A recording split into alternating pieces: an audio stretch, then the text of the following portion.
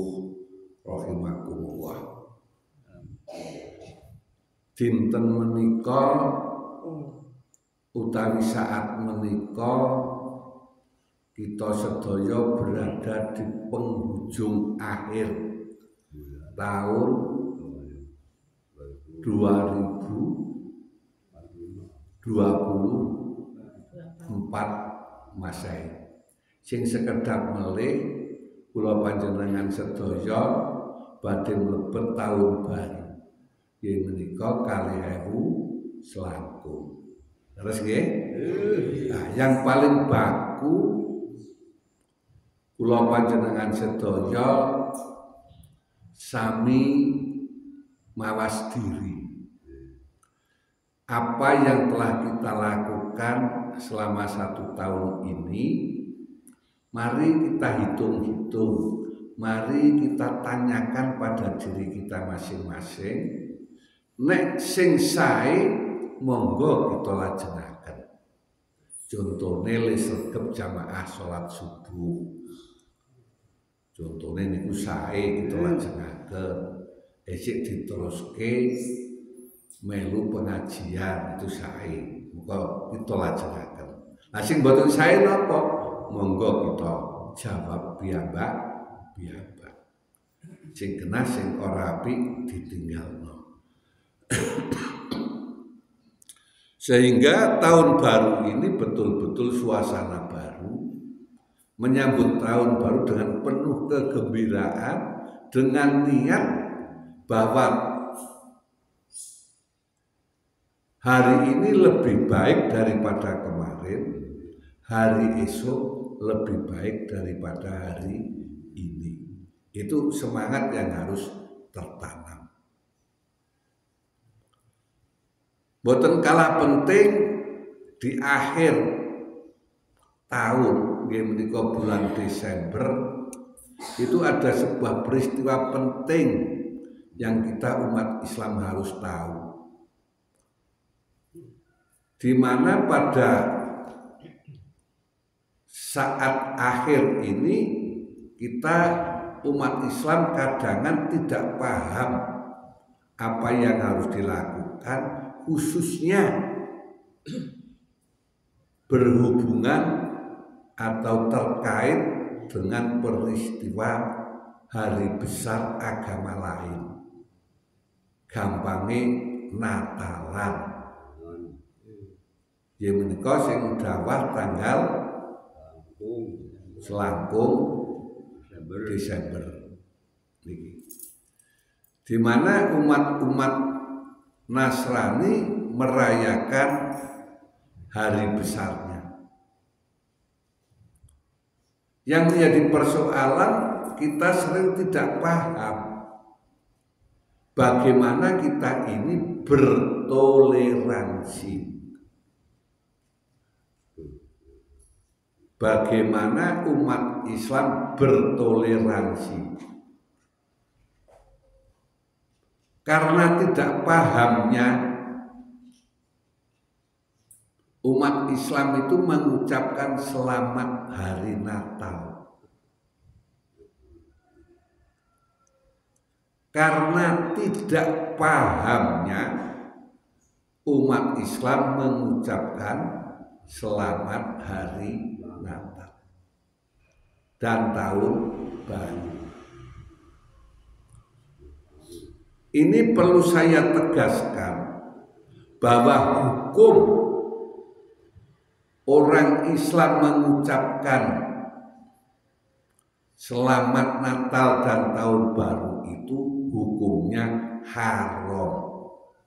Haram ini larangan yang tidak dibenarkan menurut syariat agama Islam. Ini yang perlu saya tegaskan. Mungkin ada yang berpikir, wah Pak Rahmat ki ora toleran, radikal. Mari kita kaji. Nek ketoke ukur mengucapkan selamat hari Natal dan tahun baru. ini mengandung makna mengakui tentang kelahiran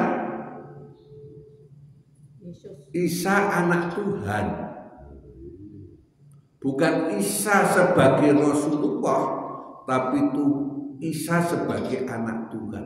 Pengakuan terhadap Isa sebagai anak Tuhan sebagai seorang Muslim itu tidak dibenarkan atau salah. Berarti mengakui adanya Tuhan selain Allah. Paham nggak paham? Kita ini namanya ucapan. Alah wong dangkur ngomong betul hanya ucapan.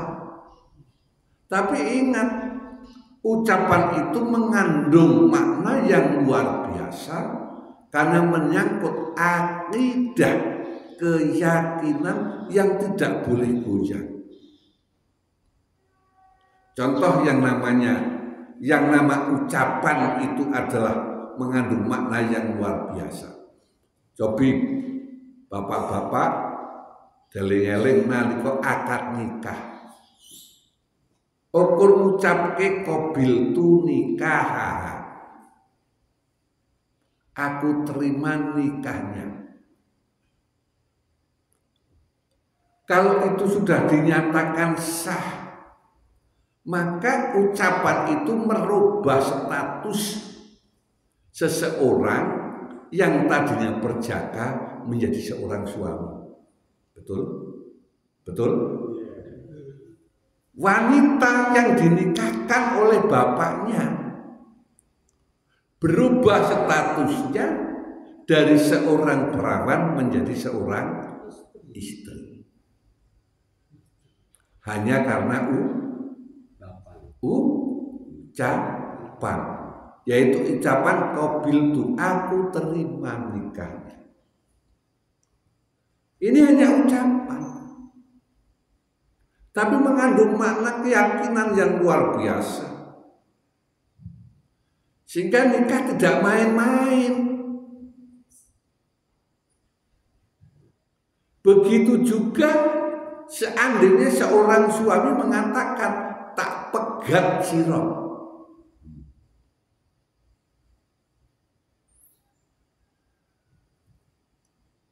kurang ajar, tak pegat sira,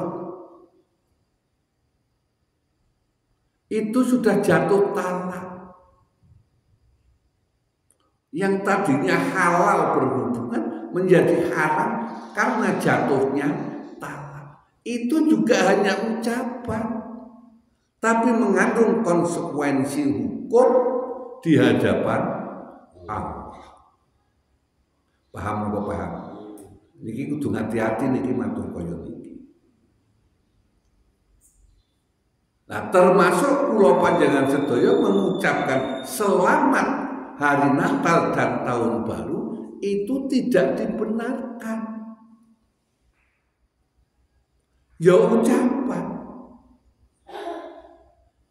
tapi ucapan mengandung makna pertanggungjawaban di hadapan Allah. Mila seandainya kok ada yang mengatakan hanya ucapan yang kebetulan itu datang dari pemeluk agama lain, dia disuruh mengucapkan 2 kalimat syahadat tentu tidak akan mau. Karena ucapan 2 kalimat syahadat itu mengandung makna konsekuensi hukum di hadapan Allah, di hadapan Tuhan. Bila kondur, saya berpesan sebagai mubalek, sebagai pembimbing umat, mengingatkan kepada umat Islam untuk berhati-hati, tidak mudah meskipun itu hanya ucapan, khususnya ucapan yang mengandung konsekuensi hukum di hadapan Allah.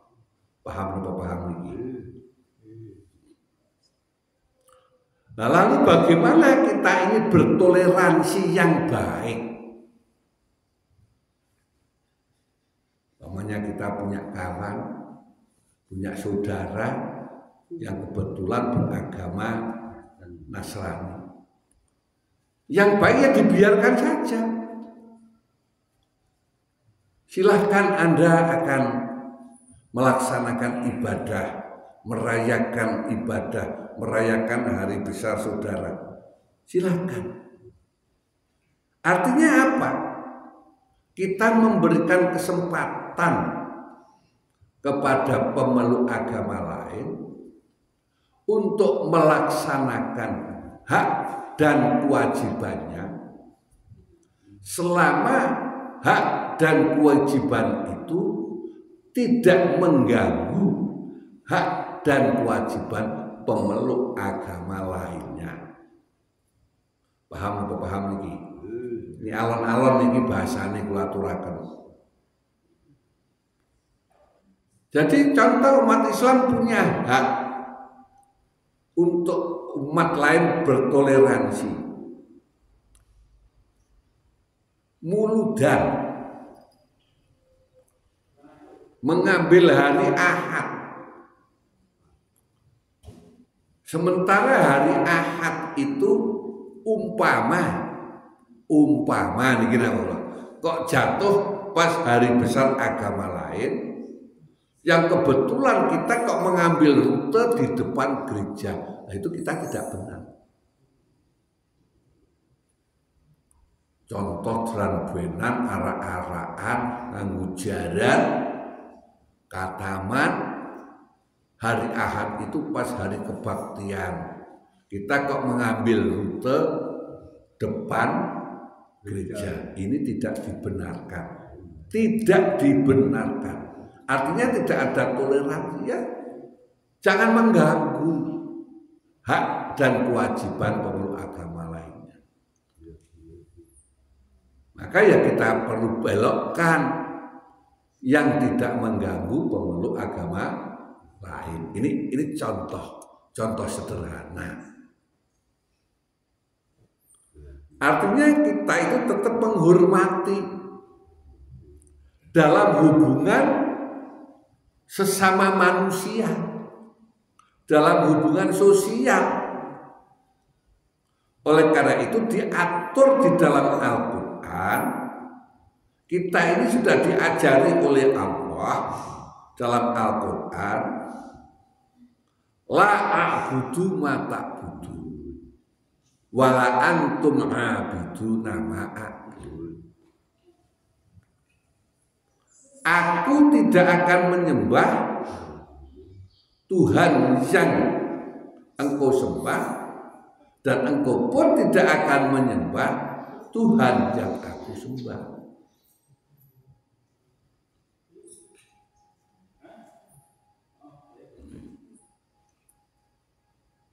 Ini harus tahu. Kita ini jadi atur. Maka ayat atau surat itu ditutup lakum dinuku waliyadin. Urusan agama itu adalah urusan masing-masing. Maka yang namanya bertoleransi, yang namanya bekerja sama, berhubungan baik itu harus, tetapi tidak melanggar hal-hal yang terkait dengan akidah. Ini menikah keyakinan yang diatur di dalam syariat Islam. Paham ini? Bilang kita ngatos-atos untuk menjaga keyakinan kita. Jangan kita ini beragama hanya menggunakan pikiran kita. Itu kan apik toh. Wong karo sedulur karo kanca, wong kon ngucapke selamat Natal kok rewel. Ya karena orang itu tidak tahu ya silahkan saja. Tapi ada konsekuensi hukum di hadapan Allah. Maka kita ini menjaga keyakinan kita, menjaga diri kita, menjaga keluarga kita agar tetap selamat fid dini wa dunya wal akhir. Selamat dalam urusan agama, urusan dunia, sampai selamat urusan akhirat. Ini yang harus kita usahakan. Maka kita harus paham betul tujuan hidup kita di dunia itu untuk apa.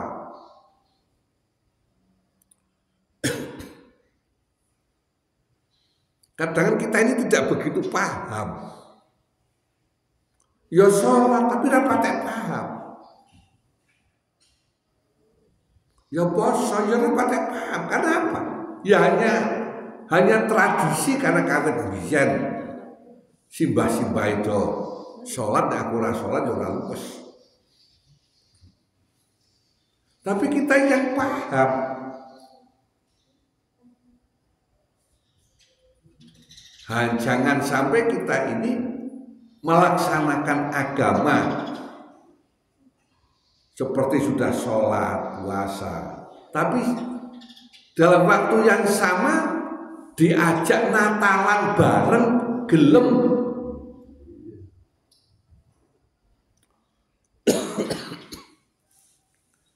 Ini tidak benar. Ini tidak boleh.